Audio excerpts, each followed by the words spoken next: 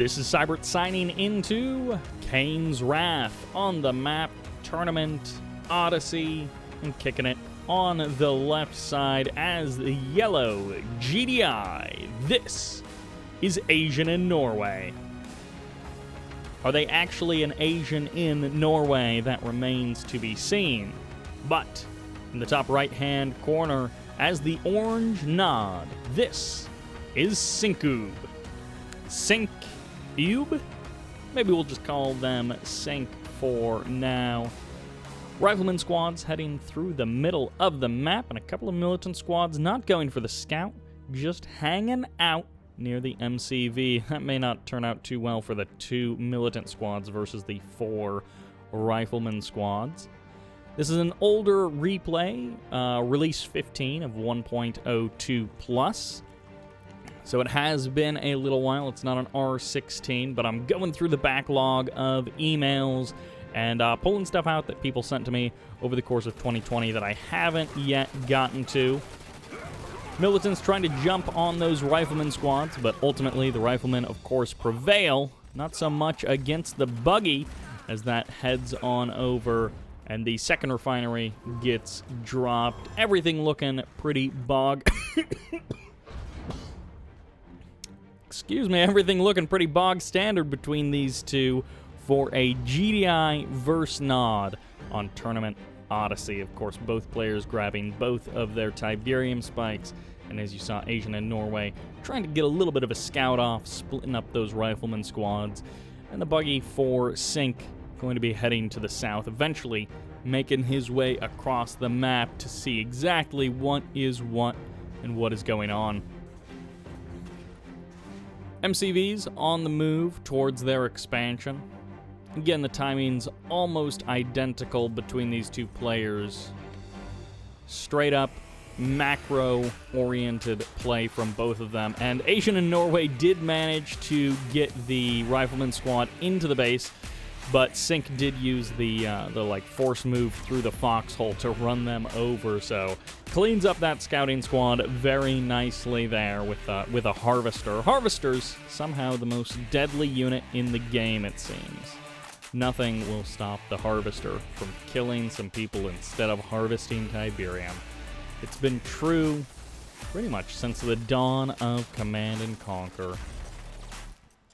First pit bulls coming on out from AsianinNorway. Double War Factory pit spam. Hey, it's a strategy that works at all levels. The biggest noobs and the highest pros use the pit bull spam. And it's something that definitely can get out of hand, and if you play it right, it does work out. It's going to be hard to make work against rocket squads and scorpions, but sometimes people find an opening. You tend to see it more in GDI mirrors or in GDI sub-faction mirrors. You get the pit bull spam going on, but occasionally you do see it work against other factions as well. Sync getting his natural expansion up and running. These two guys just having almost a gentleman's agreement about no big attacks, no real attempts to kill the other guy before the 10-minute mark. Or the 5-minute mark, whichever it may be. Continuing to pump out Scorpion tanks. Second War Factory finally goes down.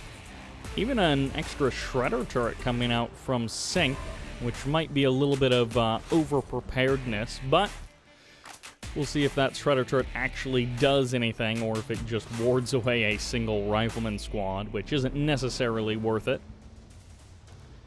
AsianinNorway, no move of the MCV just yet over to the third base, and neither for Sync, so they may be keeping their MCVs around so that they can get that tech up and running before moving on to their third base locations. Operations Center, and on the other side, the command post.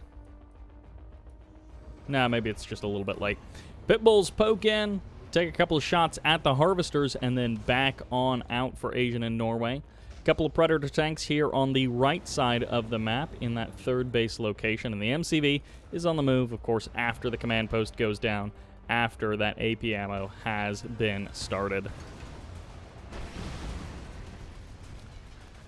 And just before the Rifleman squad actually would have engaged the Shredder turret, it gets sold off. And eventually the Rifleman does get cleaned up.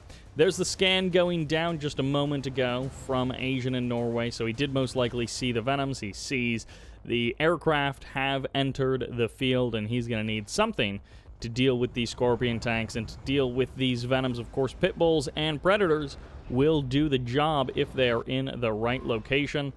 And a couple of Predator tanks going to be catching a buggy on the north side. Meanwhile, the Scorpion tanks closing in on AsianinNorway's natural expansion. A good number of Scorpion tanks and a good arc, but they need to make sure that they're not caught by reinforcements coming in from behind them and blasting away at their rear armor. Predator tank after Predator tank going down, APCs as well, and going for a couple of power plants might also be a good way to get some value from these Scorpion tanks as the units close in closer and closer. The Scorpion tank numbers getting lower and lower. Reinforcements from AsianinNorway going to be trapping and destroying the Scorpion tank army. A couple of Scorpions will be able to escape. Predator tanks and Pit Bulls being traded out for the Scorpion tanks. And in the end, probably coming out pretty close to even in an engagement like that. Still just rocket squads hanging out in the Tiberium up there in the north, acting as a battle marker and a distraction. And of course, the Tib Catalyst missile firing off and nuking a refinery. So goodbye, refinery. This Harvester going to be taking a bit of damage from the Venoms. The Pit Bulls are nowhere nearby to provide that support and provide that anti-air. And also AsianinNorway apparently not dropping any anti-air turrets to chase away those Venoms. But of course, Venoms do remarkably little damage to vehicles. What does more damage is going to be a Tib Vane detonation, which blasts away at this Harvester, dealing some good damage to the refinery and the tech center as well. Tib Vapor Bomb looks like it's going to be coming in as well to try and finish things off. And we'll have to see if it actually takes anything down. Nope, everything is repaired up enough to survive it, I think. Not the refinery, but the Harvester does barely escape, and that tech center does manage to stick around. Those Venoms swinging in now to finish things off wouldn't be the worst idea, but the Pit Bulls are now here to defend against them, and that is a lot of cash dropped on support powers. We'll have to see if Sync actually has what it takes to stand up against the army of AsianinNorway, because if you spend 10 grand on support powers and your opponent spends 10 grand on army, you might be in a bad situation. It's Predator tanks and APCs versus Scorpions and an Obelisk. Focusing on the refinery is probably not the best move. You want to take out the stuff that's actually going to kill you rather than taking out the thing that's just absorbing damage while your stuff dies. Tech Center back up to about half health, but the refinery is just now getting reestablished for AsianinNorway. He has done a good job of cycling out his Harvesters, at least somewhat. He's got a little bit of a lineup here back at his natural expansion, but there aren't many refineries for them to transfer to. And it looks like Sync, he got away with it. He dropped all of those support powers, and then he's going to be able to get up his third base, and his timing is not dramatically that much further behind AsianinNorway because of those one-clicks. Of course, the one-clicks, unfortunately, didn't quite actually finish off the tech center. That would have been a big blow to AsianinNorway, but instead they just slowed down the economy and slowed down the expansion, even claiming a Harvester kill, which means this stealth tank may actually get a second Harvester as well if he sacrifices himself and sticks around to get the kill on that last Harvester. Pit Bulls showing up, and just barely, not enough, as that one Harvester will survive until the Vertigo shows up, and the Vertigo, if it bombs it fast enough, there's the kill. The Vertigo gets the death of that Harvester, and now is going to try and escape. The Pit Bulls just barely managing to skate away to the right, and will smokily fly away back home. Avatars out stomping around the map, and even a Harvester getting auto-rallied from this field over here way down to the south, instead of getting auto-harvesting over here where you actually want it to be. Of course, they're just seeking out the closest Tiberium, not necessarily the most intelligent Tiberium to harvest. One Vertigo Bomber didn't quite get fully repaired before heading on out, and this is one thing that we've seen players do in the past. If your opponent is fairly weak on anti-air, using those Vertigo Bombers in repeat strikes to weaken the army before it ever reaches you. Unfortunately, it looks like Sync isn't quite doing that. We'll have to see if his Redeemer is out in time, because he has got Mammoth Tanks, Predators with Railguns, and APCs to contend with his Scorpion Tank army. There is not a lot on the ground to deal with this force from Sync.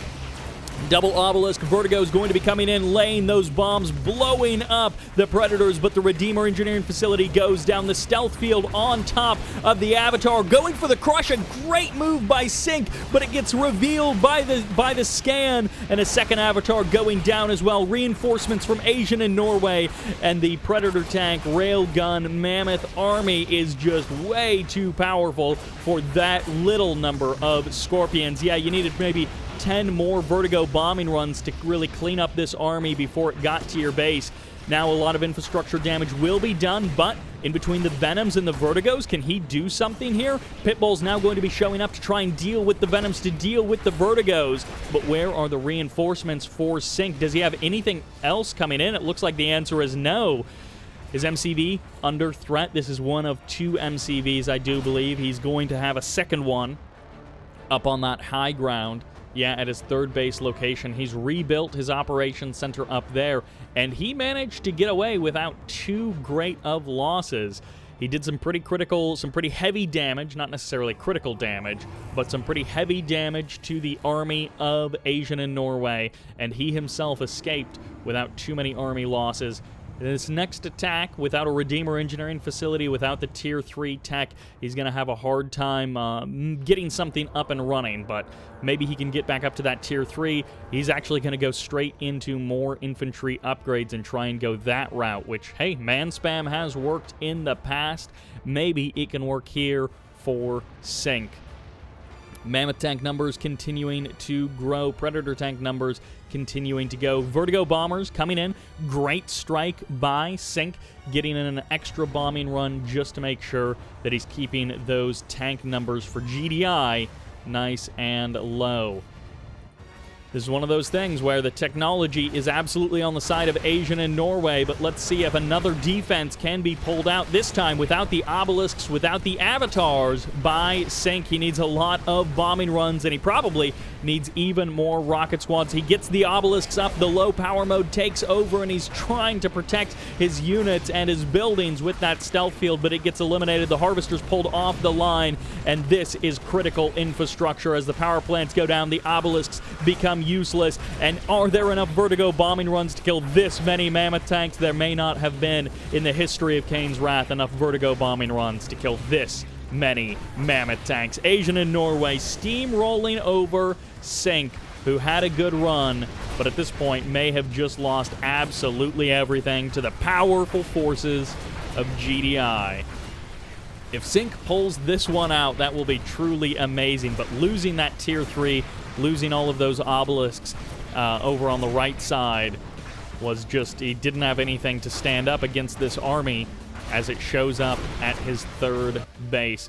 Maybe if he had been able to sneak out a backstab somewhere, yeah, like these Venoms going in for the harass, like cut off the power plants 2 to 3 minutes ago, maybe he has something going on then, but right now, he does have 1 MCV and technically a refinery, so he can indeed keep building stuff, but it is going to be a close to impossible task. AsianinNorway, I think, retreating at an interesting time. He pulls his entire army back because of like 3 weakened Venoms, but Sync has been defeated, drops the GG, and that will do it for this game.